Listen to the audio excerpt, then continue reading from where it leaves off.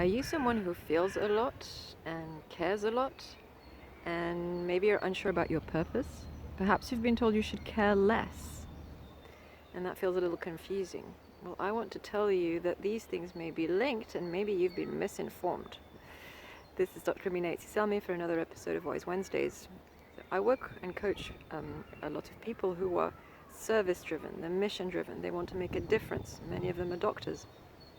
And they're sometimes told that if they're tired or feeling a little disconnected from their work, that they have compassion fatigue. And essentially saying to them that you're caring too much and you need to stop caring so much and maybe do less of the caring. But I disagree with this diagnosis because essentially it's saying, one, that there's something wrong with you, and two, that compassion is dangerous, or it's a liability, or it's a risk. There's something wrong with compassion. And not only is this inaccurate in my opinion, and I'll say why in a moment, but I also think it confuses people in terms of their purpose and feeling a sense of fulfillment and purpose in life. In Buddhist psychology and in Western psychology, compassion is defined as a sense of caring or a feeling that arises in you when you feel someone else's suffering or when you come across someone else's suffering, but also a willingness to take action. And this essentially involves a kind of wisdom, because you have to decide when to take action and when not to take action. And this is embedded in compassion in its purest form. Compassion isn't horrified anxiety or rescuing or diving in to fix problems. That's not what compassion is in these original definitions. And so if you cut yourself off from this compassion, which is a sense of feeling and a willingness to take wise action, you're also unable to feel where you're needed, where your work is needed. You're not going to be guided by your intuition as to what your next step is, or what your next career move is, or what the best role might be for you.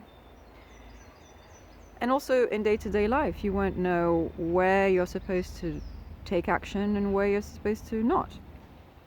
And you won't, and your heart will feel closed in a way. Your heart will feel a little bit rigid. And that leads to confusion because you're missing vital information in your decision making. So if someone's telling you that you have compassion fatigue, even if they're a healthcare professional or a psychologist or someone who's a professional, I'm inviting you to question that. Is it compassion fatigue or is it something else? And other things might be that the system that you're working in or the environment you're working in is giving you the wrong messages. It's telling you you're not supposed to have boundaries. It's telling you that you have to work hard, and if you don't work hard, you're lazy or you'll lose your job. And these messages can go back a long time ago. It can go back, way back into the past and into your upbringing and how you've been conditioned. And those messages are the real issue. The culture, the environment, the system, and what you've internalized in terms of how you navigate the world is actually what I believe is the real problem. And when I work with people and we work on these issues, suddenly they're able to feel deeply again, but also look after themselves because they have clarity, they have wisdom guiding them in their decisions. It's not that you've been too compassionate or cared too much, it's that you must include yourself in that field of compassion and caring to make sure that you're balancing things out, that you've got boundaries in place between you and what's needed and what can be done in the world. So if anything, I invite you to challenge the assumption or diagnosis that you're too compassionate or too caring, and actually revisit some of your beliefs to make sure that you're including yourself in your field of compassion.